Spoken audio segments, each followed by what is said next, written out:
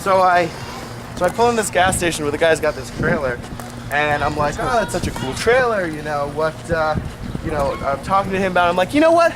You ever think about selling this trailer? And he's like, actually, I'm really trying to sell it. How about $500? And so I'm like, I literally like just hand him $500. I'm like, I'll take it right this second. It's mine. Here you go. Done. And the guy's like, all right, here you go. Here's the trailer. And then I'm like, oh man, how am I gonna get this trailer? Oh wait, that's that little trailer that I've seen photos of. Exactly. So I buy this trailer like right out, and it's a hitch trailer, not an actual. It's a hitch trailer. Right. So then I drive the Caprice over to U-Haul. I'm like, I need you guys to put a hitch on this car because I gotta get this trailer out of here. And he's like, well, it's gonna take a couple of days. No, I gotta get the hitch now. I gotta get this.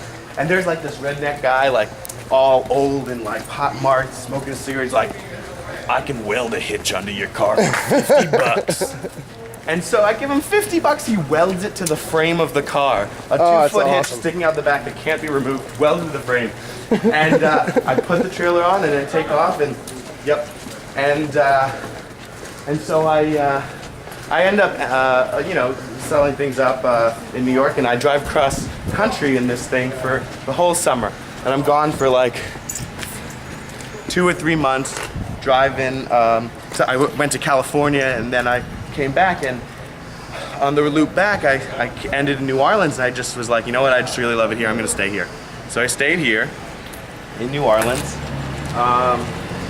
And parked the trailer here and got a place down on Decatur, and I got a job doing construction with someone who I knew who needed some help fixing up stuff, and so I worked construction while I was down here, and then the hurricane happened, and you know, we evacuated. We took the trailer and we stayed in the trailer. So you were here when Katrina happened? Well, we evacuated, but yeah. But I mean, at the time, you knew it was coming, you got the hell out of Dodge. Yeah, we got the hell out of town.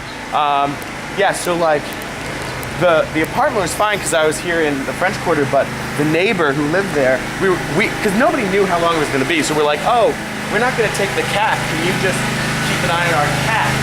And he's like, yeah, sure, whatever. So we had the key to our place, and Katrina like lasted a month, like no one could come back to the quarter, and it was crazy, you know.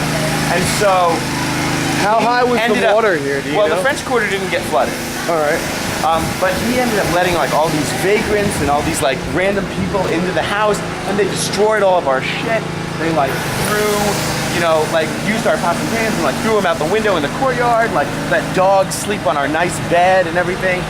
And the house was completely trashed. There's at least 500 empty liquor bottles littered the apartment floor because they had raided like every bar and just robbed it of everything. And yeah, like, so we got back and it was like a disaster. I found like a big like case of like crumbled up $1 bills, and I'm like, what the hell is this? And we figured out it was from like a stripper, and there was like a handgun like on our table and all this stuff. It was crazy. But anyway, after that, we still had the trailer, and there was nowhere to eat here in New Orleans because everything was like closed and stuff. So I turned the trailer into a cafe where we could sell food out of it and sell food out of the trailer. So my girlfriend at the time would cook food and we'd sell it out of the trailer. Oh wow. And then, you know, a little bit after. Not a boy anymore, I guess he's oh, 17. Yeah, he's gonna be 18. I guess they're closed. So let's go over to Portugal and see if they're open. They'll be open, but there might be a line. So anyway, so we, you know, sold food out of there, and we were written up in all the papers and everything, and it was awesome for a while. And then once, you know, the next year rolled around, you know, we needed permits and everything if we wanted to keep it, so we just shut it down. But yeah, this way. So you're a local hero in 2 cities now. Yeah, so it was pretty cool. Yeah, like after the storm, I did more construction work, and but I learned a lot from the guy for doing construction for so long with him, because he owned his own little contracting company, and he was really wealthy, and he had like any tool you can think of, like any power tool. He had drills that bent into angles to get it all over. He had like crazy power tools, and if he didn't have something, he'd just go out and buy it. We were like driving to Lowe's every other day to buy like a new toy. But he taught me like all sorts of stuff. He taught me how to like do roofing and masonry and electrical and drywall and framing and like all this stuff. And opening van doors without Yeah. handles. Exactly. So no, I learned a lot from that. But that, ooh, that was a bug that flew in my mouth. Gross. After the storm, there was like all this stuff, and so it was mostly demolition work. So we were Right. going into these like flooded homes and doing demo and like knocking stuff down, and you know, we'd get in there and it'd smell like horrible, because there'd be like a dead animal in there, or you know, like it was so weird. A couple weird things about the demolition of the abandoned houses that were flooded was. How far there was- outside of town, by the way, are they? just right over there. We can drive through the 9th Ward and I'll show you where they are.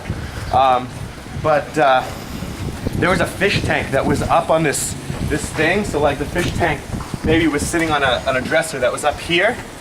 And so the fish tank was about this high. The water level in the house got to be about this high, about 3 or 4 inches from the top of the fish tank. And the fish were still alive because the water didn't go up in there. Oh, wow. Everything was flooded and there were these fish and this nasty, like, the water hadn't been cleaned, that's why it was nasty, but it wasn't like, so the fish were still alive in the fish tank, which was kind of crazy. And another crazy thing is we were demoing this one house, we were knocking through walls, and we found an abandoned, like, closet that had been walled over that still had all this stuff in it. Like, we bashed through the wall and we're like, whoa, there's a closet here. And there was like shaving cream from like the 50s and like all these like trinkets, you know, from like the 50s and stuff like that were preserved behind this little time capsule wall, which was pretty awesome. So what did you learn from all of that? Like, what is your takeaway? That New Orleans is a really cool place to live. I don't know. It really is. It's a really nice, it's a super small town. You know, you make friends with your local bars and you go into the same spot and you know everyone and, you know, you just kind of hang out and you're like, oh. And everything's so cheap. Like, you know, drinks are $2. And, you know, it's just a cool place to live. And it's beautiful. It gets hot in the summer, but, you know, you get used to it. It's not really like, it's not New York hot. It's like a different kind of hot. So it's not like when you think like New York, like heat and like gross, like it's not like that. It's hot, but it's different. So let's go down to Port of Call. All right.